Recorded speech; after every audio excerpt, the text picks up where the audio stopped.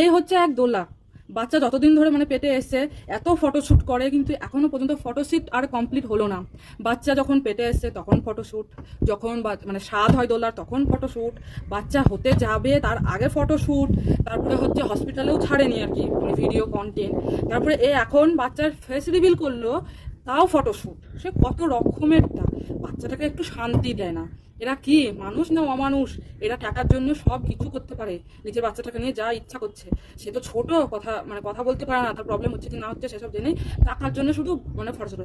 এগুলো কিন্তু আমি বলছি না, এগুলো কিছু অভদ্র প্রোম্যাক্স ছোট লোক এসে সেই সব ফটো ভিডিওগুলোতে কমেন্টস করছে। এগুলো আমার কথা না, ঠিক আছে? তোমরা ভুল বুঝবে, আমি কমেন্টগুলো আবার আমার মুখের কথা কেন বিশ্বাস করবে তোমরা?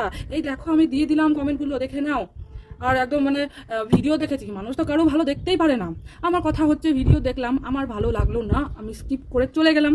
তো যা ইচ্ছা পাচ্ছে একদম পাবলিকলি কমেন্ট বক্স খোলা আছে, একদম যে যার ইচ্ছা সে তাই বলে দিচ্ছে। আর প্রথমেই তো এই কমেন্টটা, এটা কি কমেন্ট হলো?